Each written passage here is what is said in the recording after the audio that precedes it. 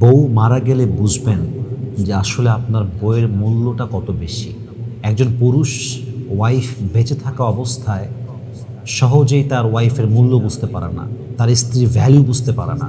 কিন্তু মরে গেলে পুরুষ হাড়ে হাড়ে বোঝে যে বউ কাকে বলে, বউয়ের মূল্য কত বেশি। আমার মনে হয় পৃথিবীতে সবচাইতে সস্তা শ্রমিক হচ্ছে বউ, যে সবচাইতে বেশি কাজ করে এবং অবহেলিত সবচেয়ে বেশি হয়, যে সবচাইতে শ্রম বেশি দেয়, লাঞ্ছিত এবং গালি সে সবচাইতে বেশি খায়। পৃথিবীতে একমাত্র সস্তা মজদুর হচ্ছে বউ, যে সারাদিন কাজ করার পরে অ্যাপ্রিসিয়েশন তো পায় না, বরং খোটাকে তার জীবনটা নষ্ট হয়। এটাই হচ্ছে আজকালকার সমাজে বউয়ের ডেফিনেশন। চরিত্রবান বউয়ের মূল্য কত বেশি, একজন আদর্শবান অনেস্ট লয়াল বইয়ের মূল্য কত বেশি, এটা ঠিক তখনই বুঝবেন যখন আপনার বউ দুনিয়ার থেকে বিদায় নিবে, মারা যাবে। Before that maybe you can't realise. এটা আপনার এখন অনুধাবন হচ্ছে না। দিনের পরে দিন অযত্ন করছেন, অবহেলা করছেন, একদম অমানুষের মতো বিহেভ করছেন, বেঁচে আছে তাই। মরে গেলে বুঝবেন যে বউ, অনেস্ট বউ, লয়াল বউ, যত্নশীল বউ, দায়িত্বশীল বউ কত দামি জিনিস। Exactly the same message for all the girls. স্বামীর মূল্য আজকে আপনার বুঝে আসছে না। স্বামী বেঁচে আছে, আজকে স্বামীর ভ্যালু বুঝতে পারছেন না। স্বামী কালকে মারা যাক, প্রত্যেকটা ধাপে ধাপে বুঝবেন যে স্বামী কাকে বলে, স্বামীর ছায়া কাকে বলে। আপনার স্বামী হচ্ছে আপনার লাইফে একটা বটবৃক্ষের মতো, যে বটবৃক্ষের নিচে থাকলে ছায়া পাওয়া যায়, যে বটবৃক্ষের নিচে থাকলে শান্তি পাওয়া যায়। স্বামী এমন একটা বটবৃক্ষ, যতক্ষণ পর্যন্ত স্বামীর ছায়া নারীর মাথার উপরে থাকে, সেই নারী সম্মান পায়, সেই নারীর অস্তিত্বকে সমাজ সম্মান করে, বাবা মা সম্মান করে, ভাই সম্মান করে, সমাজের লোক সম্মান করে।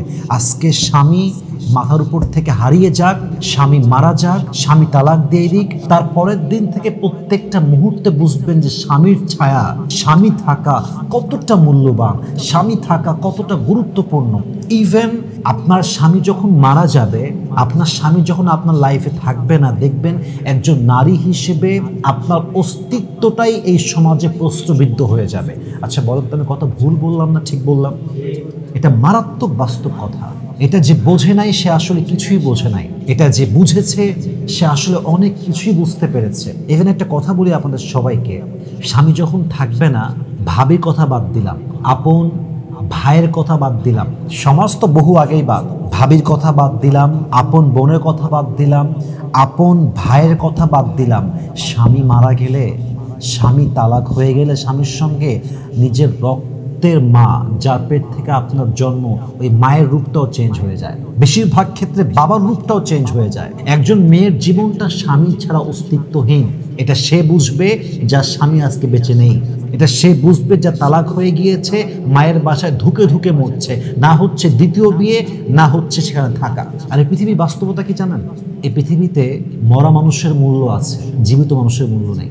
এই পৃথিবীতে কবরে দাফন হওয়া ব্যক্তির মূল্য আছে, কিন্তু যে মানুষটা বেঁচে আছে তার ইমোশন, তার আবেগ, তার কোনো কিছুর মূল্য পৃথিবীতে নেই। মরে গেলেই মূল্য বেড়ে যায়। পৃথিবীর সিস্টেমটাই কেন যেন এমন যে আপনি বেঁচে থাকা অবস্থায় আপনাকে কেউ দামই দিবে না, আপনার এফোর্ট কেউ দেখবে না, আপনার চেষ্টা কেউ দেখবে না, আপনার স্ট্রাগল কেউ দেখবে না, আপনার ইমোশন, আপনার আবেগ, আপনার কষ্ট কেউ ফিল করতে চাইবে না। আপনি মারা যান, সবাই কান্না শুরু করে দেবে। This is the reality of this world. এজন্য আমি একটা কথা ভেরি ওপেন মাইন্ডেড বলছি, এটা আমার মন থেকে রিয়েলাইজ করে বলছি। একজন নারীর মাঝে আমি আসলে কোনো খারাপ কিছু দেখতেই পাই না, জাস্ট একটা জিনিস ছাড়া, সেটা হচ্ছে বেঈমানি। একজন নারী যদি অনেস্ট হয়, তার মাঝে আর কোনো খারাপ কিছু থাকতে পারে বলে আমি খুব বেশি মনে করি না। আর একজন নারী যদি বেঈমান হয়, চিট হয়, প্রতারক হয়, লয়াল না হয়, তার শতগুণ হাজার গুণ পুরুষ দাফন করে দেবে। কথা কি বোঝা যায়? আপনার ওয়াইফ দেখতে সুন্দরী, রান্নাও খুব সুন্দর করে, অসাধারণ রান্না, ব্যবহারও অনেক সুন্দর, দেখতেও লম্বা, গায়ের চামড়ার রং দেখলে মনে হবে যেন হুর পালায় আসছে জানার থেকে, এরকম ফিল হয় আপনার ভিতরে, জানাতের হুর পালায় আসছে আমার বাড়িতে, এত সুন্দরী। কিন্তু আপনি জানতে পারলেন যে আপনার ওয়াইফ আপনার সঙ্গে লয়াল নয়, আপনার ওয়াইফ মেসেঞ্জারে বা হোয়াটসঅ্যাপে বা রিয়েল লাইফে অন্য কারোর সঙ্গে অ্যাফেয়ারে কানেক্টেড আছে বা জড়িত আছে। যতই সুন্দরী হোক, যতই গুণবতী হোক আর রূপবতী হোক, তাকে কি আপনার ভালোবাসা আপনার হৃদয়ে কাজ করবে? আপনার না, তার জন্য কোনো ভালোবাসা আপনার হৃদয়ে থাকবে না। অতএব নারী যদি অনেস্ট অ্যান্ড লয়াল হয়, নারীর সমস্ত বাজগুণ দাফন হয়ে যায়। ওটাই সবচেয়ে হাইলাইট হয় যে সে একটা অনেস্ট মেয়ে, সে একটা লয়াল মেয়ে। আর যদি অনেস্ট অ্যান্ড লয়াল হয়, পুরুষ তার হাজার জেদ সহ্য করে। ওয়াইফ যখন লয়াল হয়, আমি আমার পার্সোনাল লাইফে একজনকে দেখেছি, বউয়ের সঙ্গে খুবই অনেস্ট, খুবই লয়াল, এবং লোকটাকে আমি দেখি যে ওয়াইফ অলওয়েজ প্রেশার দেয়, এই কোথায় তুমি, কী করো তুমি, এই ভিডিও কল দাও আমাকে, কোথায় গেলা, 1 ঘন্টা হয়ে গেছে তুমি বাড়িতে নাই। তা আমি মাঝে মাঝে ভাবি যে আমি তাকে প্রশ্ন করব যে ব্যাপারটা আসলে কি, আপনি দেখে কি হিসেবে দেখেন। এবং তাকে আমি দেখেছি যে is not bored about it, সে বিরক্ত না। তার বউ যে তাকে জ্বালায়, কল দেয়, বারবার ডাকে, কেন নাই, কেন গেলা, এই গেলা সেই গেলা, সারাক্ষণ ডিস্টার্ব করে। আমার চোখের সামনে আমি দেখেছি। তো তিনি আমাকে বললেন যে দেখেন ভাই, আমার ওয়াইফকে আমি ফ্রম দ্য বিগিনিং, অর্থাৎ শুরু থেকে নিয়ে এই অনেক বছর আমাদের বিয়ে, কখনো তাকে আমি বেইমানি করতে দেখি নাই। করেছে কিনা দ্যাটস ডিফারেন্ট, কিন্তু আমি দেখি নাই, কখনো বেইমানি দেখি নাই, বাটপারি দেখি নাই, মিথ্যা কথা দেখি নাই। তো আমার ওয়াইফ যদি আমার সঙ্গে অনেস্ট অ্যান্ড লয়াল হয়, তো সে আমার যতই জ্বালাক তারা তো আমি ছাড়ব না। কারণ এই পৃথিবীতে সবচেয়ে বড় অভাব হচ্ছে বিশ্বস্ত মানুষের, এটা বড্ড অভাব, লয়াল মানুষের বড্ড অভাব। অতএব বোঝা যাচ্ছে এই কথাটা যে একজন নারী যদি অনেস্ট অ্যান্ড লয়াল হয়, একজন পুরুষ তার সব কিছু ছাড় দেয়, তার ডিমান্ড ছাড় দেয়, তার জেদ ছাড় দেয়, তার অহংকার ছাড় দেয়, তার দাপট ছাড় দেয়, তার ঝাড়ি ছাড় দেয়, তার গালিও ছাড় দেয়, just because she is honest with me. আমার বউটা লয়াল ভাই, বাদ বাকি সব কিছু মানবো, আমার বউটা কিন্তু লয়াল ভাই। কথা ভুল বললাম না ঠিক বললাম? আর পুরুষ যখন বুঝে ফেলে এটা বেঈমান, মিথ্যাবাদী, চরিত্রহীন নারী, যত যাই হোক, পুরুষ তার আর কোনো ভালো গুণ দেখতে চায় না। আপনারা সবাই পুরুষ আমার সামনে, আমিও পুরুষ, বলেন তো এই কথাটা আমি ভুল বললাম না ঠিক বললাম? এটা অবাস্তব না বাস্তব বললাম? বাস্তব কথা। এই জন্য বউ যদি অনেস্ট হয়, লয়াল হয়, বেঁচে থাকতে মূল্য দেন, কদর করেন। মারাত্মক একটা হাদিস বলে ফেলি, আপনি বড় আল্লাহওয়ালা হতে পারেন,